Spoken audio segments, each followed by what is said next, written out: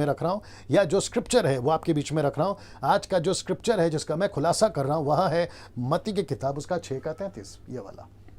जी दोस्तों, मत्ती की किताब उसका 6:33 जो कि मैं वचन आपके बीच में रख रहा हूं, और वचन है यह लिखा है, इसलिए पहले तुम उसके राज्य और धर्म की खोज करो तो ये सब वस्तुएं भी तुम्हें मिल जाएगी।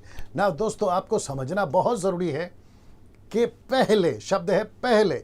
यीशु ने कहा है कि first seek the kingdom, first पहले। तो इसका मतलब है कि सबसे पहले, ये वचन बताता है कि सबसे पहले हमारा फोकस क्या होना चाहिए।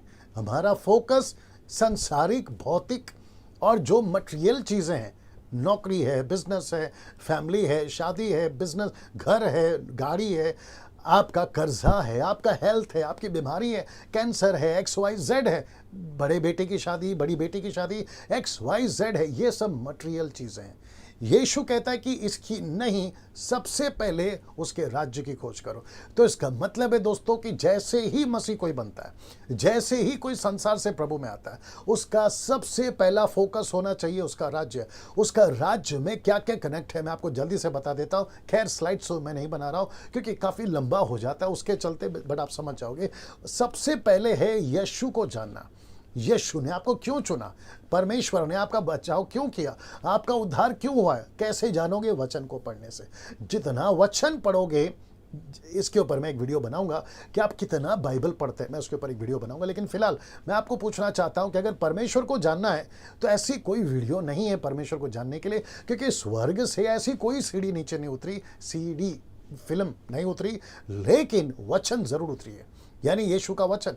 आप जितना वचन पढ़ोगे, आपकी कैपेसिटी जितना है, 10 अध्याय, 20 अध्याय, 30 अध्याय, 40 अध्याय, आप जितना पढ़ोगे उतना परमेश्वर को समझोगे। जब आप वचन को पढ़कर परमेश्वर को समझोगे तो आप परमेश्वर की मर्जी को समझोगे, उसकी इच्छा को समझोगे। You will understand his will, और जैसे ही उसके विल, इच्छा को समझोगे, उसका राज्य समझ में आएगा। दिक्कत क्या हो रही है मैं आपको बताता हूँ, फिर मैं उसके बाद समाप्त करूंगा। दिक्कत ये हो रही है कि हम जैसे ही चर्च में आते हैं, क्या पास्टर सिखाते हैं, चर्च के लोग क्या सिखाते हैं, लीडर क्या सिखाता है, सेल ग्रुप लीडर क्या सिखाता है, उसके चलते हम वो जो बेसिक और बुनियादी जो इंपॉर्टेंट चीज है, ये मत्ती 6:33, उसको भूल जाते हैं। फिर हम कहां चले जाते हैं?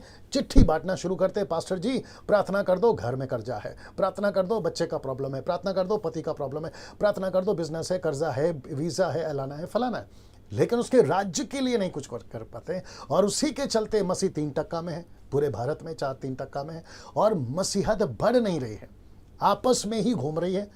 प्रोग्राम बहुत हो रहे हैं, कन्वेंशन हो रहे हैं, क्रूसेड हो रहे हैं। खैर अभी तो लॉकडाउन है, लेकिन उसके बाद तो फिर शुरू हो जाएगा। वर्शिप के प्रोग्राम बहुत है, म्यूजिक प्रोग्राम बहुत है, सिंगिंग प्रोग्राम बहुत है, कॉम्पिटिशन्स बहुत हैं, ये सारी चीजें चल रही है, लेकिन उसके राज्य की खोज नहीं हो रही। जो 10% कर रहे हैं उसके वजह से मसीह जिंदा है भारत में, लेकिन 90% अगर ये राज्य की खोज करें, मैं समझता हूं कि मामला बदल जाएगा। सो मैं यहां पे रोक रहा हूं, अगले वीडियो के साथ मैं आपके बीच में फिर आऊंगा। याद रखो, वचन कहता है कि पहले उसके राज्य की खोज करो। वचन खुद कहता है कि सारी चीजें प्रभु देता चला जाएगा, जैसी आपकी आवश्यकता प्रभु के अनुसार वो आपको देता चला जाएगा। तो चीजों के पीछे मत भागिए, उसके राज्य के पीछे भागिए। अगले वीडियो के साथ में फिर मुलाकात होगी। जय मसीह।